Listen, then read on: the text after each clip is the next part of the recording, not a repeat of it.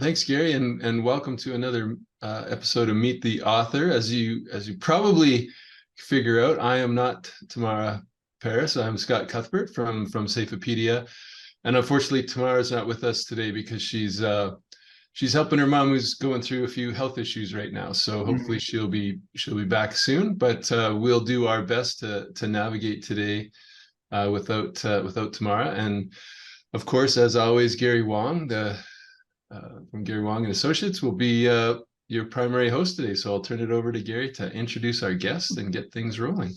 Great. Well, thanks, Scott, first of all, for pinch hitting. As everybody may know, I'm the duck that you see above the water. So I'm very calm and collected. Well, tomorrow, and now, Scott, you're the feet going a million miles an hour underneath trying to keep this thing going here. So that's how it typically works here. Well, thank you, everyone, for joining us. We do have a really interesting guest today, José Pinto. So welcome, José, to our show.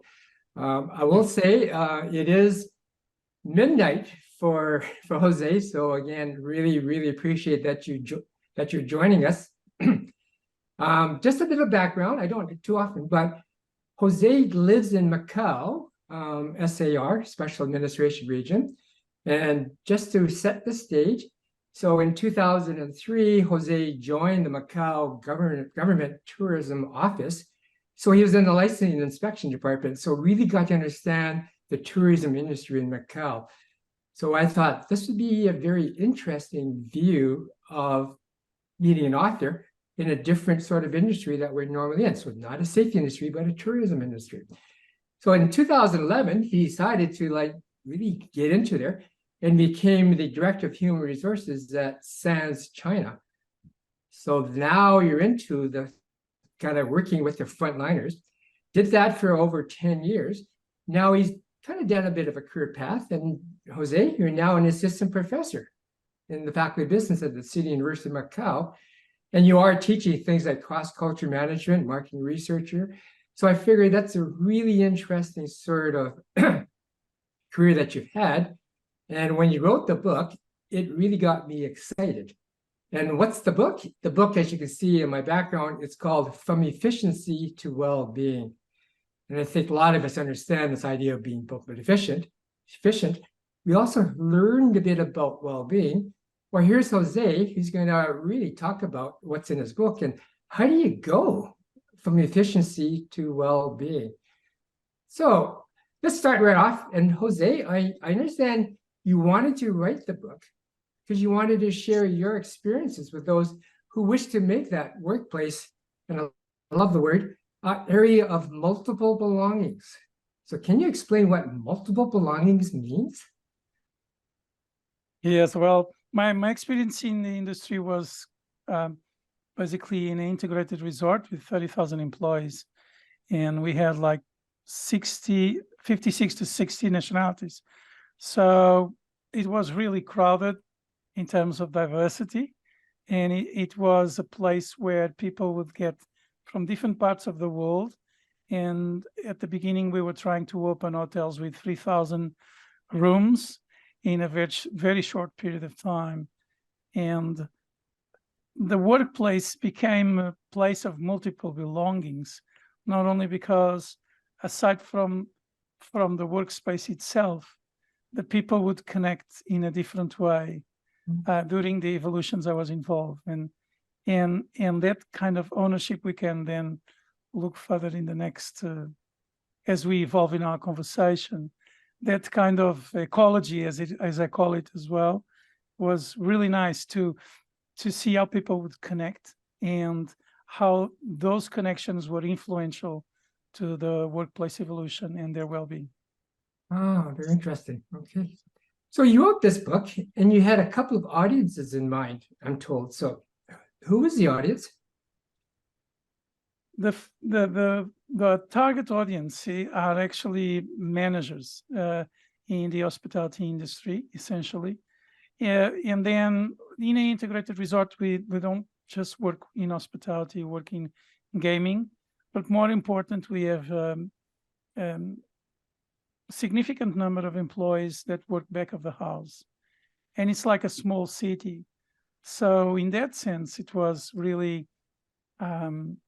working with people with different backgrounds and with different interests. So I target their audience, but I also target people that are curious about how like a small city works, different professions, and other curious people that want to know and are practitioners involved in changing the workplace. So it's actually a broad audience. As I work on the book, as I evolve and mature my ideas, I saw that the target audience was initially the hospitality, the beginning of the journey, but end up to be a larger audience. Anyone that is curious about teams and how teams work and how teams connect would be benefiting from reading these, I think. Cool, cool. Well, in your introduction, you write about laddering up. So I'm familiar with laddering as a market research technique, which we use to understand underlying motivations and values that drive consumer behavior. So how do you apply laddering? In the context of workplace evolutions, is really to entertain the conversations that elevate the reflection about what they do and how they do in order to achieve their own well-being. And on the other hand, is also to being able to, we in coaching call these meta cognitive level. Pardon this kind of word, but what I want to say is that if you have a certain level of abstraction on something that is not as easy to explain, that level of abstraction in the conversation allows agreement that then can cascade down to a more granular conversation that leads to actions. And in that sense, it is useful in also solving complex problems, not necessarily, or complicated problems to be more exact, and helps the team to develop a sense of direction on what they should do as a group. Okay, all right. Well, your book isn't a big book. It's not like a big textbook or whatever. It's quite handy, easy to read if you can. And you've organized it into like 3 parts. So can you just kind of quickly walk through what these 3 parts? Yes, the book is essentially like a hands-on workspace evolution. So you can think about office area, you can think about a manufacturing area, typical workshop. You can think about a back of the house facilities workshop in a hotel. And the base is focus on this initial idea is a step-by-step process. And the key, the essence of that is fundamentally about Kaizen and a methodology you can talk about later. The second part is more to explore. In certain situations, I could see that not all evolutions were perfect and not all evolutions were ideal. And there was a concern with well-being that is across the whole hospitality industry, not only because of the schedules, because of the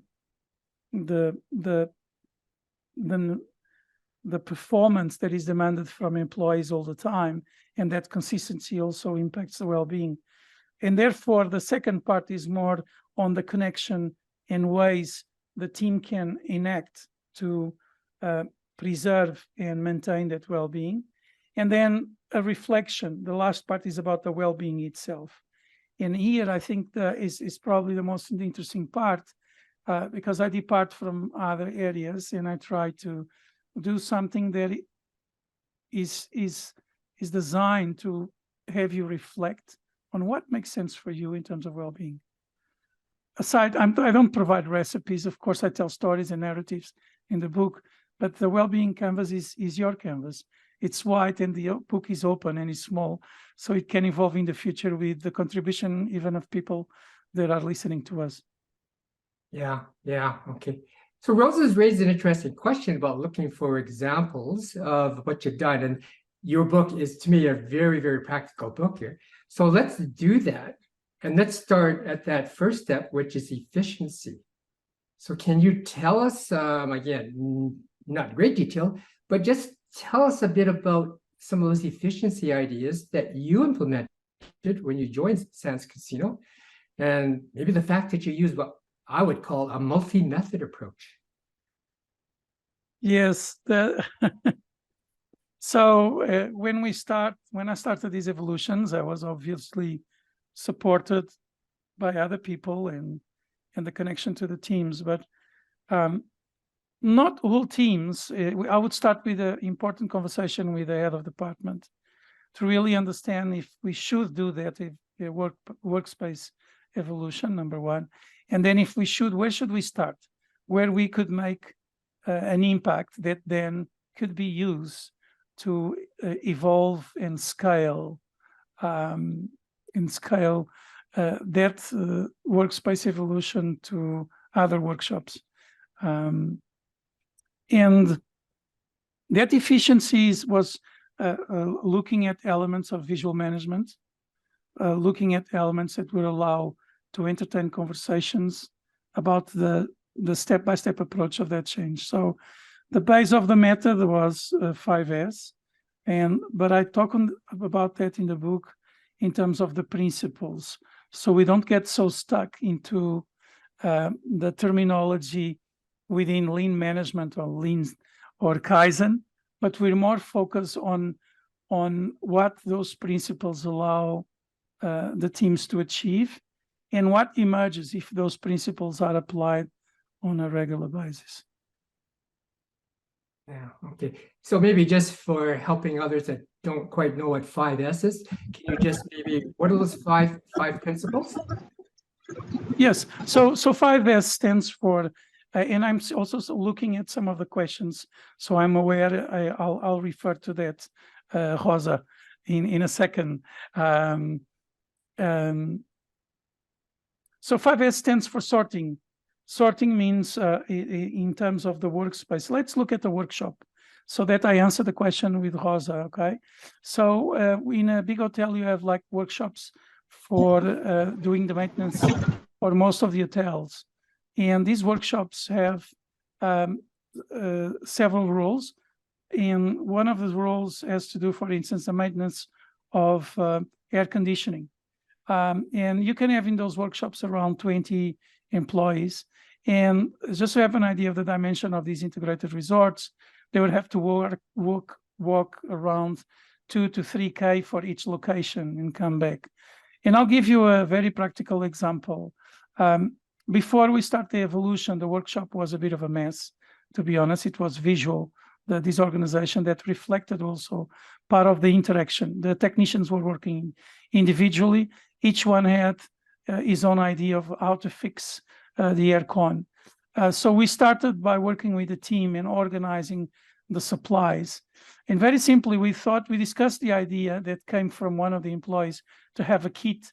And that kit would be standard. And because you work around 3 shifts, 8-hour shifts with some overlapping, it was really useful to have that kind of conversation across these 3 shifts so that you could get a consensus on the workplace and what the workplace should be to suit these 3 teams that work in the same place and they are supposed to fix the aircon, okay?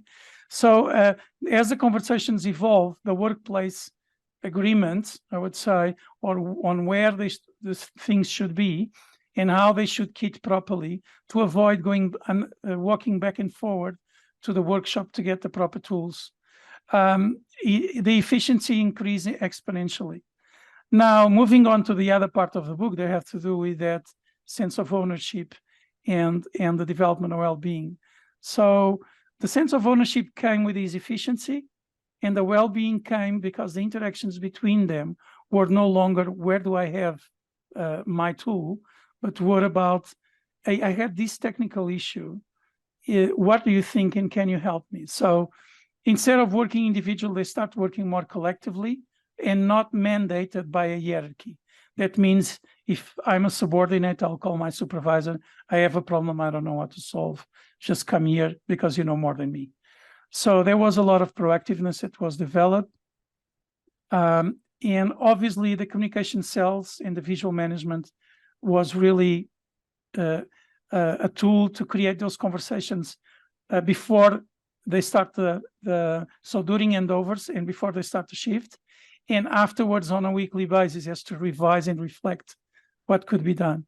So in that sense, they model. Of course, I had to model that in practical scenarios for them, but then I let it go and allow them to define what should be in those communication cells, what should be on those conversations, and what should be for them a good, consistent way to manage work independently. Yeah. From me, independently from me, right? I think what I found really fascinating about the book is a real lesson here is that particularly if you are a consultant and you're brought into this company, which you really don't know about, is you got to start where the client is. And I think, Jose, you did that internally, where you looked at different change management models, but you took the best of each model. And sometimes we call this best of breed. You just didn't take one and just kind of like roll it through everything. You took and you created this mix, again, back to this multi-method. And that combination for material from different vendors really seemed to work for you. Am I right?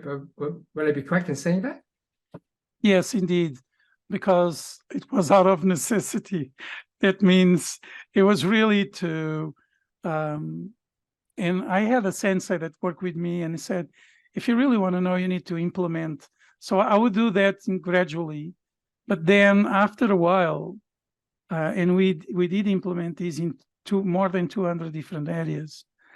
So I was like, if they are at a different stage, everything that I described just now about the specific team in the hotel, if they have already implemented, for instance, if they had already a different type of evolution in a team, they were at a different stage. The trust level was also different. And therefore, all the standard work that I was talking about in terms of creating consensus, etc., didn't make sense to start by there, or it made really sense to start by there. So teams were really different and the context was really different. The leadership specifically and the way they interact and allow them to manage those changes was critical.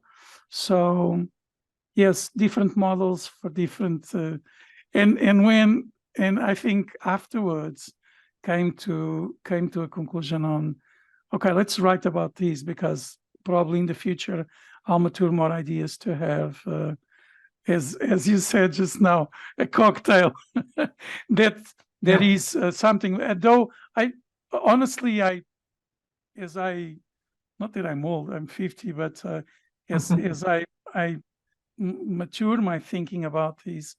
Now that in academia we have more time to think than to do. Before it was the opposite. I think that reflects. Yeah. I mean, I'm saying it because I just came back from a cocktail bar. So I was talking about it with a young bartender about the concerns that she has, worrying about the challenges that she's being faced, rolling out 26 new different cocktails. So yeah, so that cocktail thing just stuck in my mind. Yeah, it's Friday night over here, so yeah, understand. Yes, fantastic. So so it's not one size fits all. It's not one bottle fits all. Is that what you're saying? Yeah. Yeah. Exactly. Yeah. And the barman has a very important role to read clients. What are the feelings? What are the state of mind, right? Yeah. Should I talk while I prepare? Should I engage in the preparation? What ingredients? Does he want something different? Should I invite them to? It's a very good analogy. Thank you for that. Yeah. I never thought I could talk about my book with a cocktail. Yeah, and what was interesting was I said to her, it's a young lady, and she's up and coming, and I said to her was like, you may have done everything right with your cocktails, the ingredients, the mixtures, the taste, nothing deviating from the norm. However, but you may be faced with a customer who just can't accept what he's ordered or can't accept what is consumed, right? So sure. Yeah. Yes, that's a different challenge, and it always happens. Yes. All right. Yes. So Well, and that connects somehow. There were some evolutions that it didn't work, so we stopped. I said maybe it's time to stop. It's time to part ways and wait. I think in a med school we learn to wait, right? There's also you need to let it. I learned that the hard way, and I shared a small story. My father decided to auto-medicate. We went on holidays, perfect place, family together. I, as an immigrant, you know, was amazing to get my parents, kids, fantastic. But all of a sudden, the house was closed for a while. So my father had started having these allergies. So he went to the pharmacy, got some medicines, typical stuff. But then he found some other medicines in my mother's purse. He mixed it all together.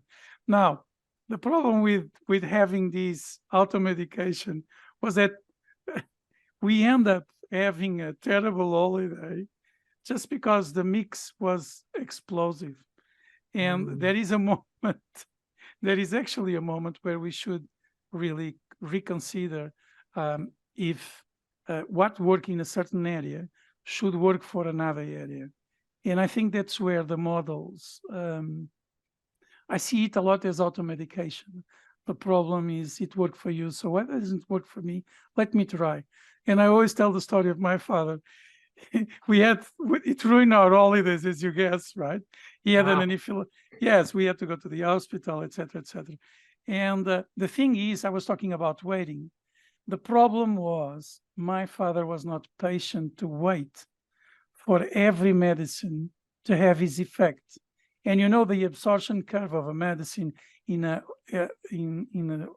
someone that is older takes longer. So by the same token, in different teams, not necessarily old, sometimes the elders are very quick to understand what needs to be done, right? But I'm saying that it takes different, and that reading those things in the team is key. Like you need to read what's written in the medicine and any interactions, right? So contextual, context is important. Yeah, right. Well, I've said too much, sorry. No, it's okay. Well, in today's fast-paced world, you know, the strive for efficiency and productivity, it often takes center stage. And you could have stopped there in your book, Jose, but you didn't. You decided to go beyond to workplace evolution and well-being. So what made you do that?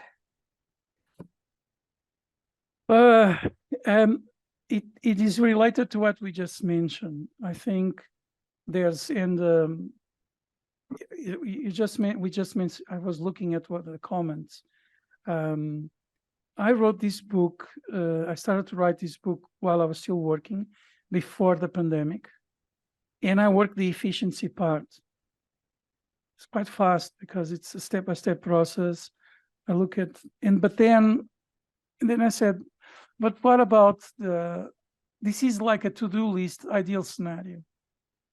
What about the situations where it didn't went well?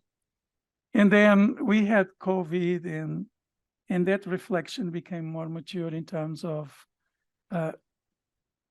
the effort and I think this is not only the effort, but the pressure that hospitality employees had to endure during COVID it's only being written now and not enough to express what they've gone through.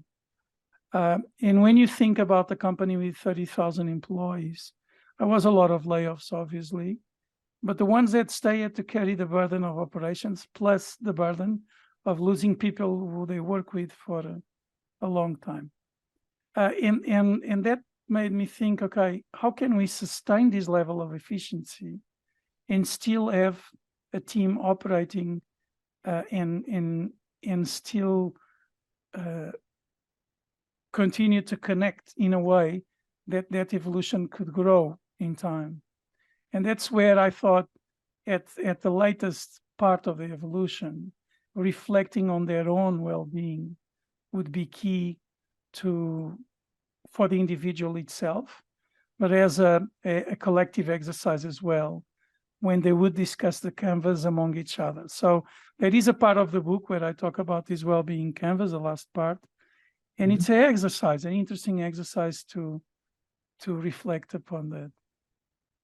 Yeah, yeah, we definitely will spend a lot more time on the well-being part, because I find that quite interesting. But I do like how you introduced into the chapter a bit of Simon Wardley and his planning framework. For people that don't know Simon Wardley, he has written, and it's all in the comments, something called Wardley Maps. And it's just another interesting framework to look at your business and what things are going here. And you included two key concepts, again, part of your multi-method approach. And you picked the why of purpose and the why of movement. So can you explain how you use that? Well, in hospitality, strict, I would say, hospitality at the back of the house is kind of strict on standard procedures and the way people do things. So there's kind of a way of there's a mandate for certain things, and there's a way that you are expected to do things.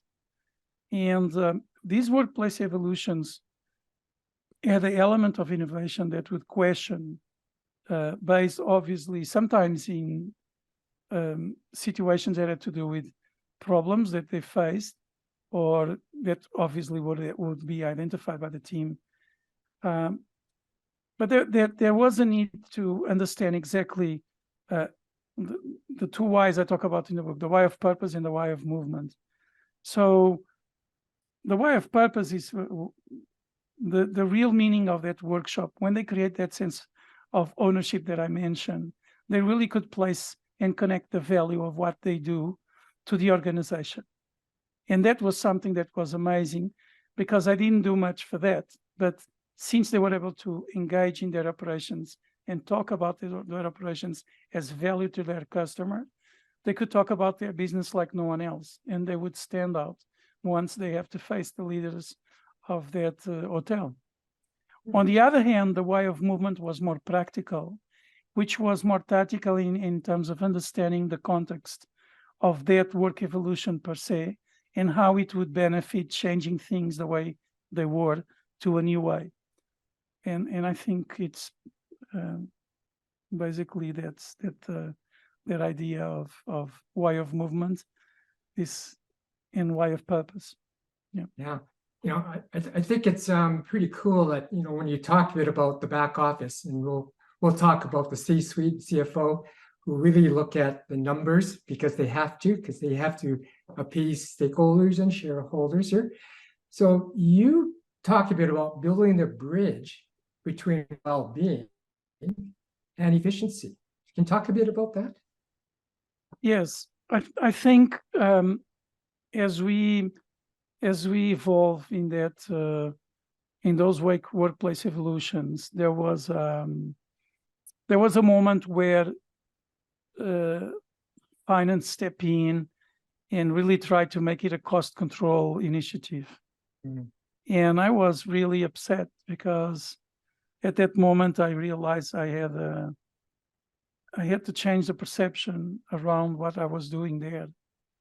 But more important, what the value that they would extract from what the team was doing there.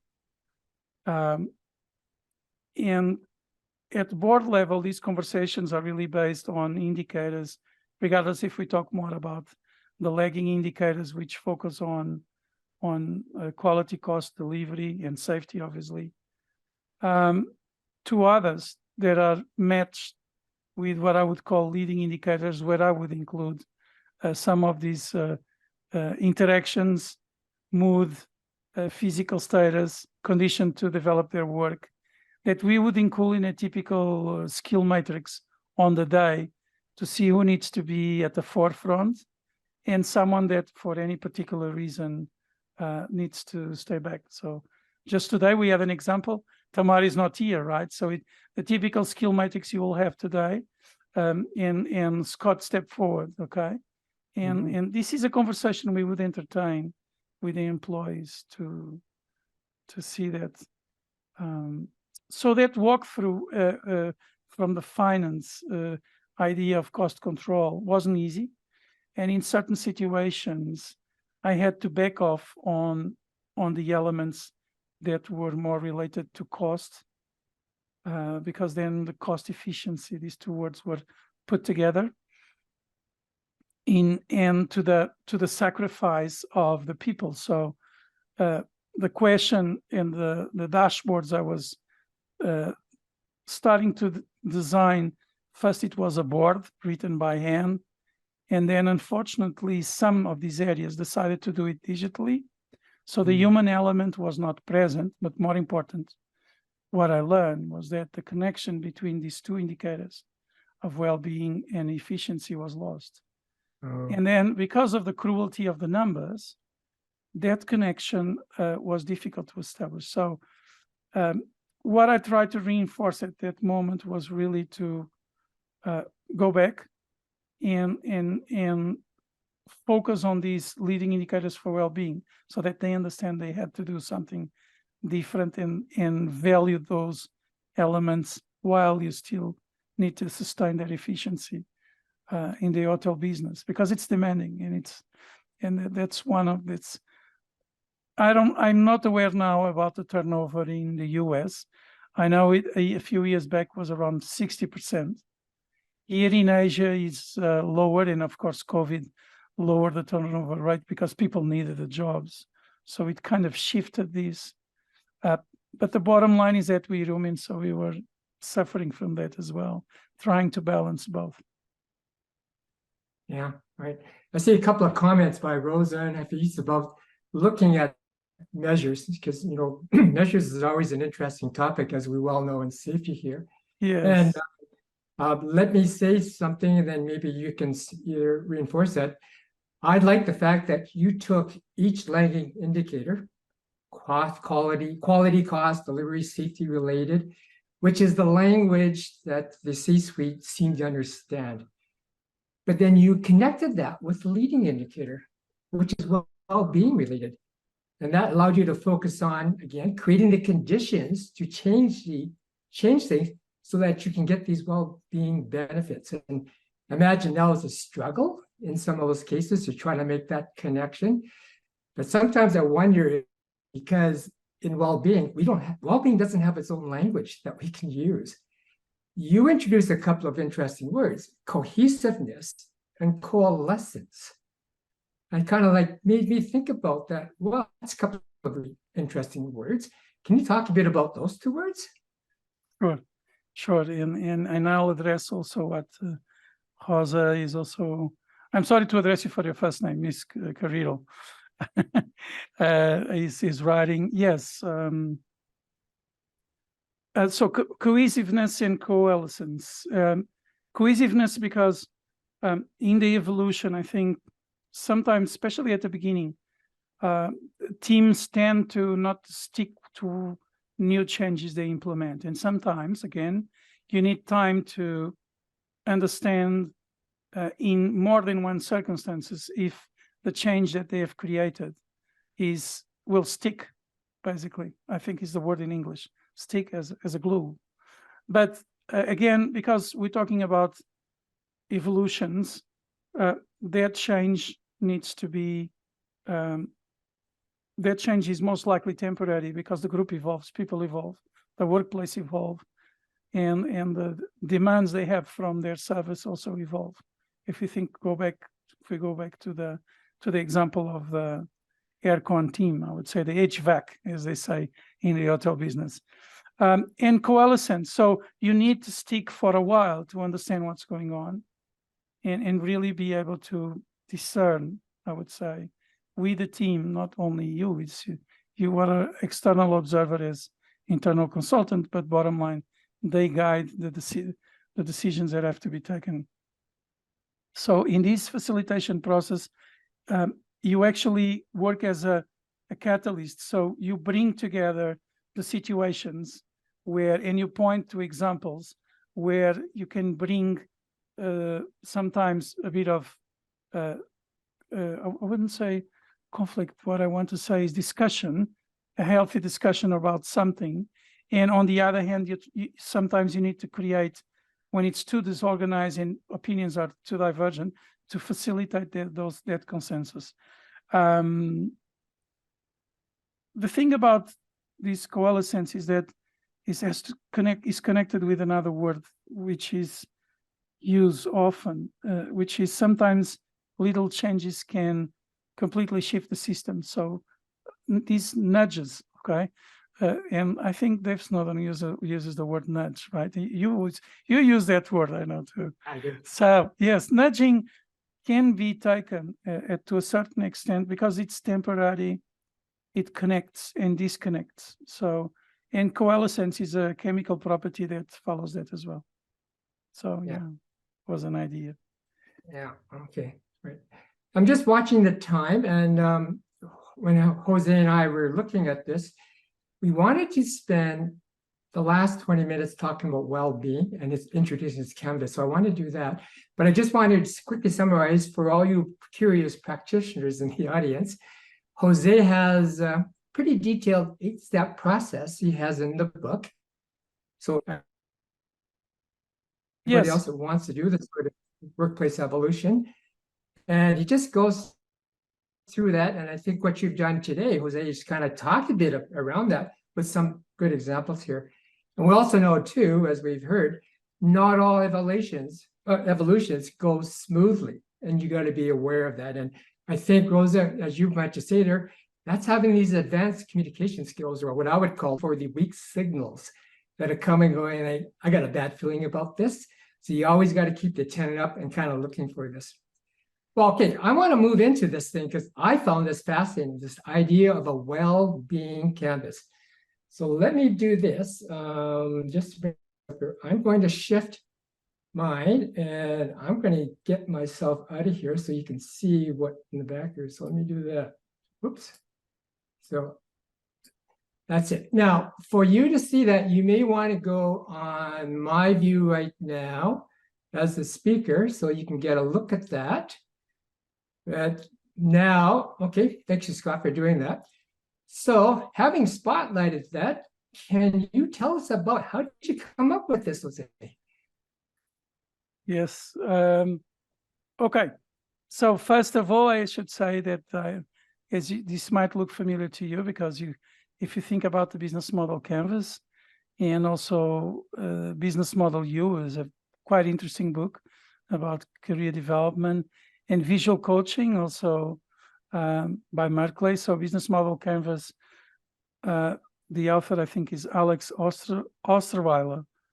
I don't want to say a mistake, but it's a Swiss surname. So, and Business Model U is, I need to remember the author, but his first name is Tim. I always call him Tim. And I did his workshop. I'm actually a facilitator. So I was engaged in this. Okay, the canvas. The canvas has these 8 boxes, and they are interconnected in a sense that this is given to people in A3 format. It can be, as I said, it should start by individual exercise.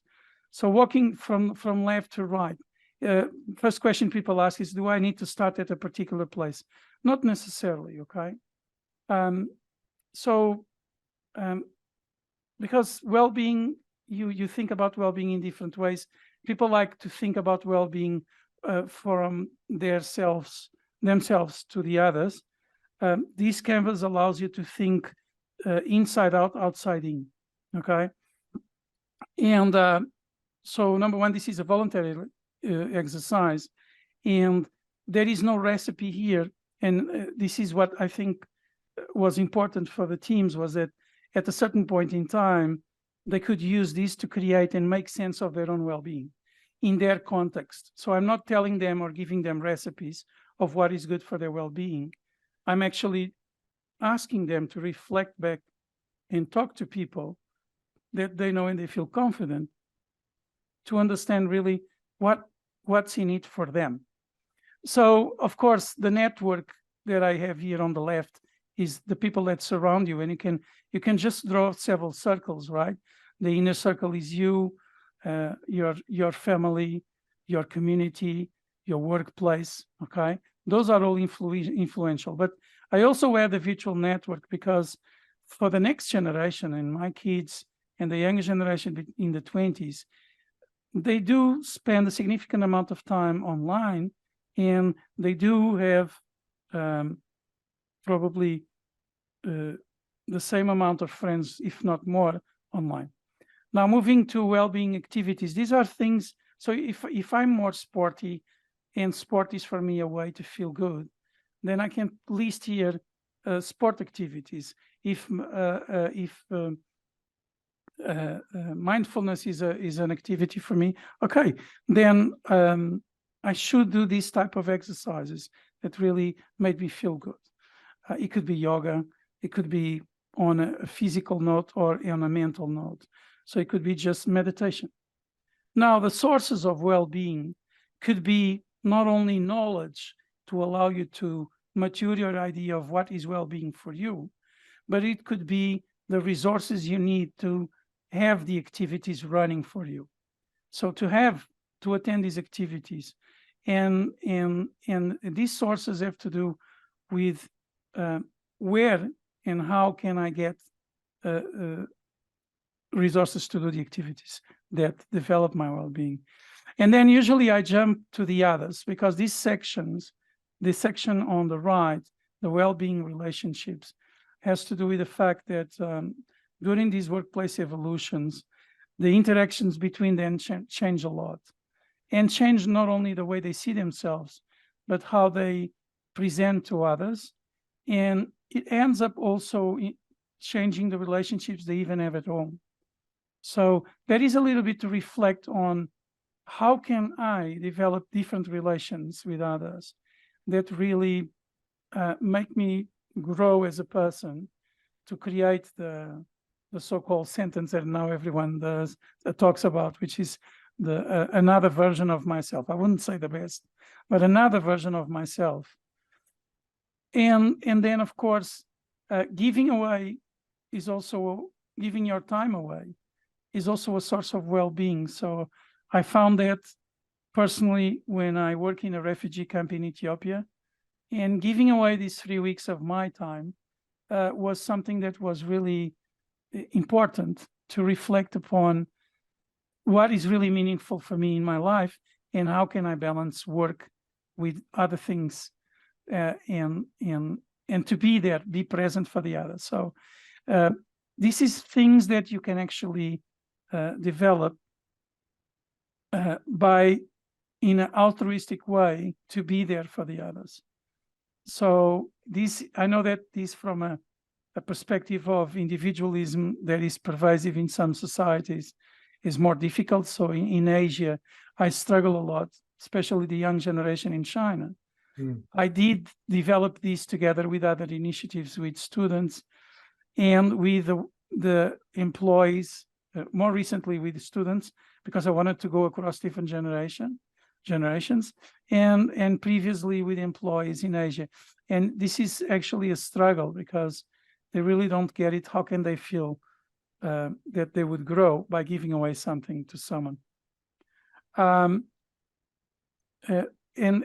at the bottom, it's like a check and balance. But here is not in accounting, necessarily in the accounting of these, but sometimes how much is too much to invest in your well-being, and what am I actually getting on the other boxes that justify the investment of time to have these activities, and the network I'm growing, okay, and the benefits to the others. So the key point, so the last part of the exercise is really a consistency game between these different things we are writing on the squares. So number one, you don't get it right at first. It's never perfect. You write and you scribble and you do other things on top of it. You share because the discussion is important for you to reflect. And overall, this well-being canvas is evolving all the time, because you do it this month and I do it sometimes afterwards. 6 months and my life has changed so much. So where's my well-being now? And I think this can provide an answer to that. Yeah, that's cool. Right. Any questions in the panel about the well-being canvas? Anyone want to come on and just talk about it? Do you have something like that, for example? I know in my experience, when I look at the my well-being proposition in the book, Jose, you talked about that's very similar to Stephen Covey's creating a personal mission statement, which is habit 2. For those that don't know, I did a lot of that because I am a certified 7 habits instructor. But I do like it how you position it this way, because I would have started with the mission statement, where I see that you kind of start with all the other sections, and that allows me then to build what my proposition should be. So that's a really nice way of looking at it as well. So thank you for that. Okay. Yes, indeed. Thank you. Yeah. Okay. I have another slide, Scott, so I'm just going to bring that one up because there we go.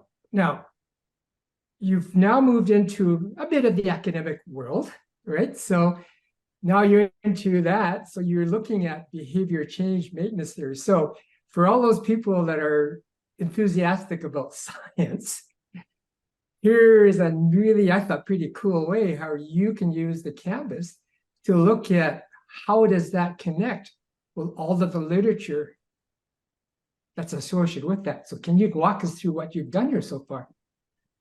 Yes. So I was looking at looking back at the conversations I had when initially I created this canvas.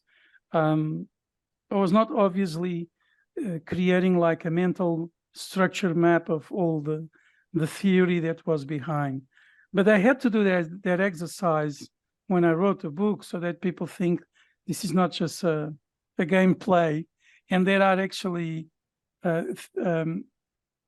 scientists and scholars that are dedicating themselves to looking how you sustain behavior. So the key point about the well-being canvas is at a certain point in these workplace evolutions, you would have to create these, I would say, to sustain that vibe. And if you think about the workshop, obviously the initial change is enormous, but as you progress and mature that, we also expect that those changes are not radical unless something changes significantly at the workplace. So to maintain that, the focus is on the people there. And what I tried to do was to look at specifically which areas could actually guide you on looking at each of the sections. And I tried to create these keywords so it's easier to remember. And in the book, I detail a little bit more on these behavior maintenance change, because there are actually, as I said at the beginning, several models I use to start the change. And the key point I wanted to bring forward is that with these theories, rather recent, and there is not much on sustaining that change, especially when we talk about habits that are related to our health. And for me, it was a bit of a surprise, and because I thought, okay, but we have several areas like addiction and how they evolve from that to creating a different set of habits that would divert them from that situation. And then I started reflecting on, should it be motivational? Well, initially, yes, but then how does that connect with the changing behavior? And why a visual model then to contemplate that change as you move on?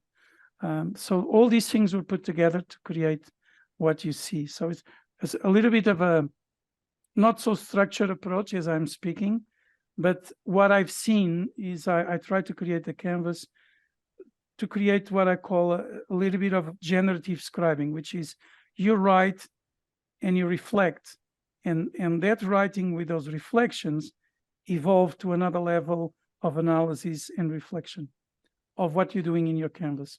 Now, this can be done individually, or you can do the exercise collectively. And collectively is more difficult to facilitate.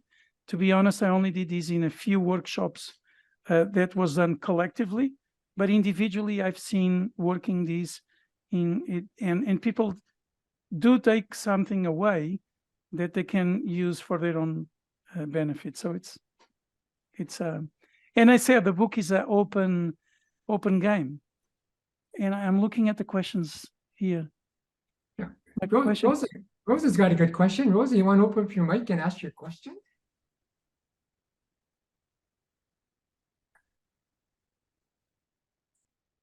Rosa? Oh, Yeah. okay. Can you hear me? Okay. Yeah, go ahead. I don't know why it's so difficult on my system to unmute.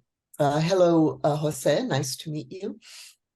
I would like to know what motivated you to go so deeply into the topic of well-being. What gave you the insight that this was a framework that would create positive change in organizations that were good for people and for business? I'll give a straight answer. Okay. The best memory I have of hospitality is when I branded people that come to me, still remember my name and remember what we did together. And opposite to my CEO, they know my name and they know about me and I know about them. It's really a different way to connect, to answer straightforward.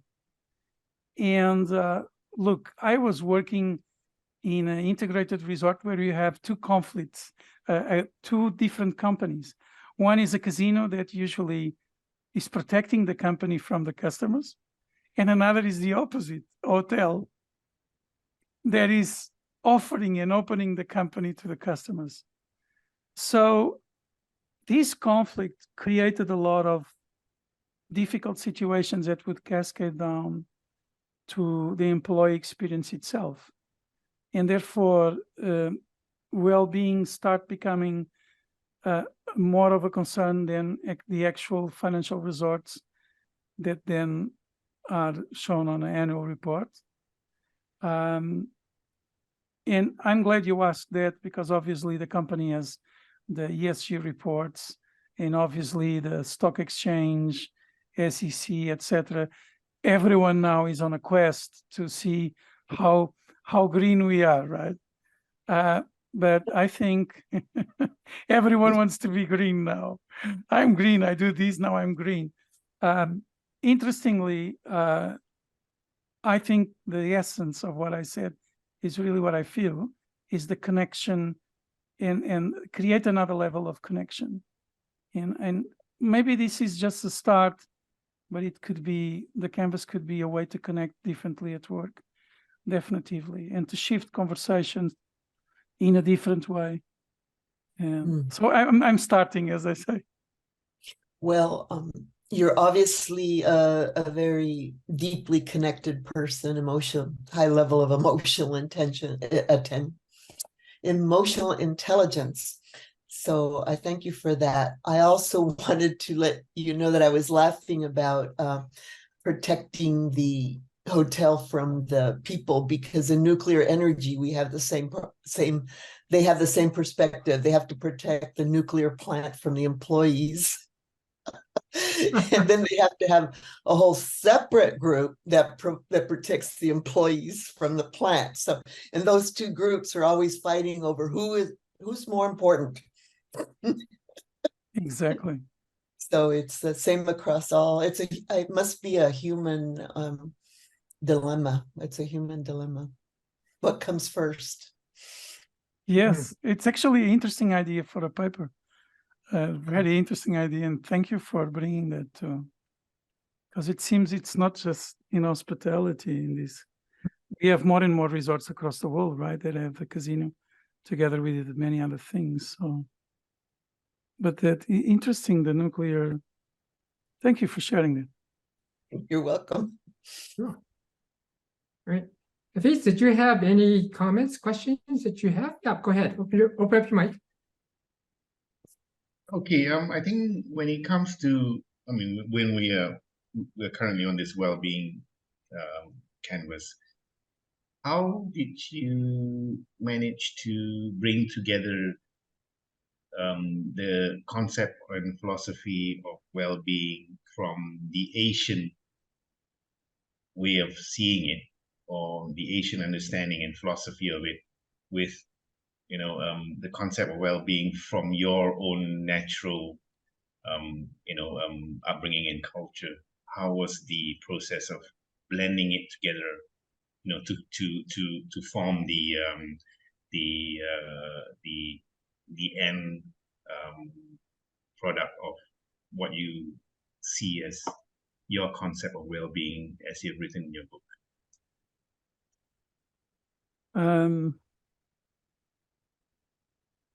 I'll try to answer that not in a philosophical way, okay? So obviously I'm in Asia, and I've been here for now 24 years. I actually arrived today I arrived. It is 24 years that I've arrived to Macau.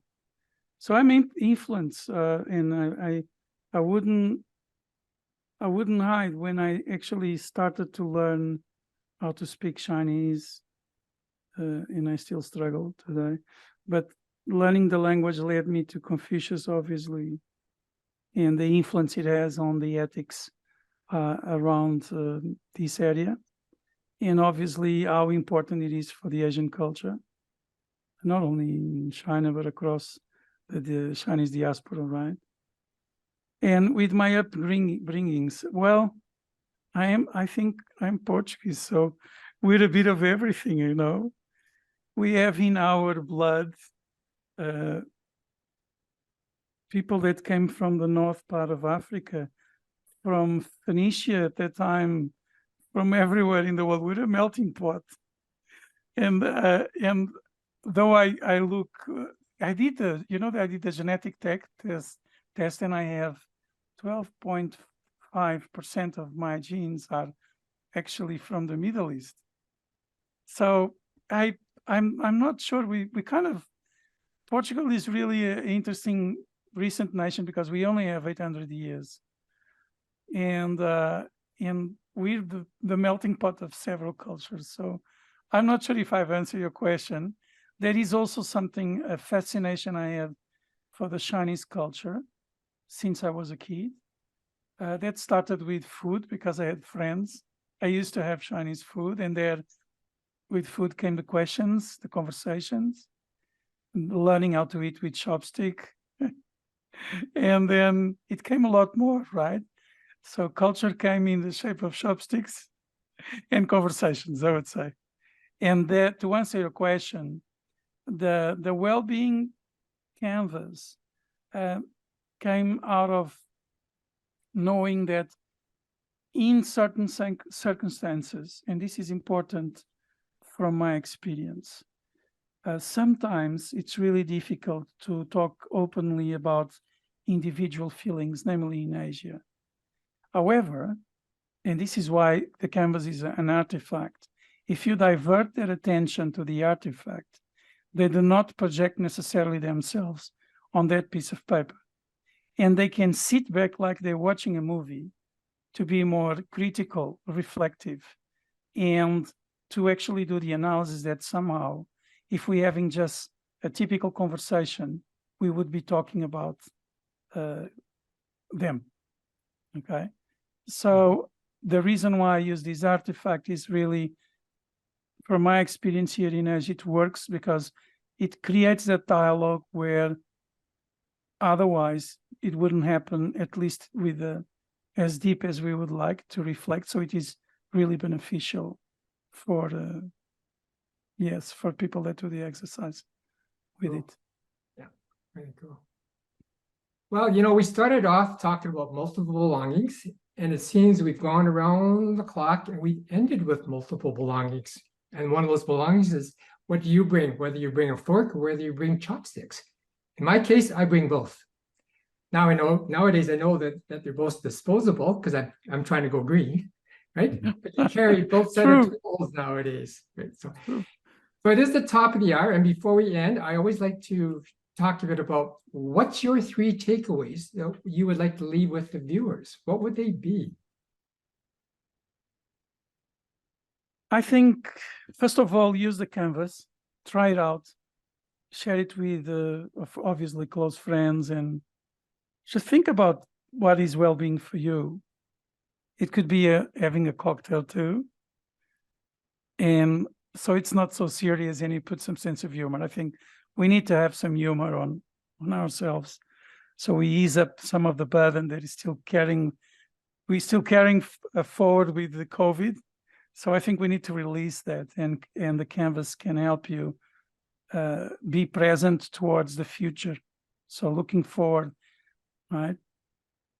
And I think I want the book to ignite also your curiosity about workplace evolutions, deconstruct a bit what you knew before, especially in areas where they are highly regulated, standardized, and there's not much room to do things differently.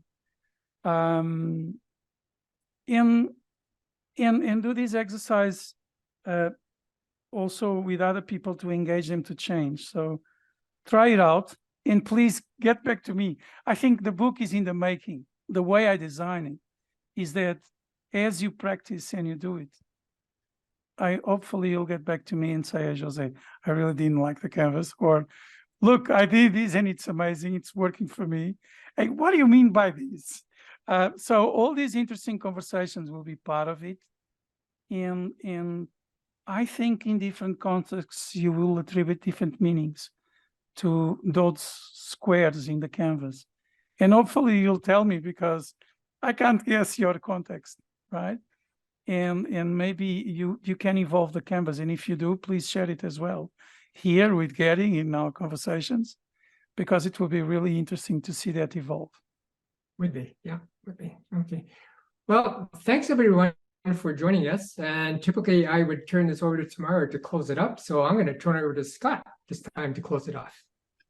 Great. Yeah, no, thanks, Jose and Gary, as usual. And thanks everyone for joining today. And apologies. I know I was texting with Tamara and she was trying to log in and get everybody the notification day of. So hopefully she got that email out to everybody, and we will look forward to seeing Tamara back soon. Yeah, great. Okay. I miss Tamara. If you watch Hey. this, Yeah. we miss you. Yeah. Okay, thanks all. Thank you, everyone. Bye. Bye-bye. Bye-bye. Bye.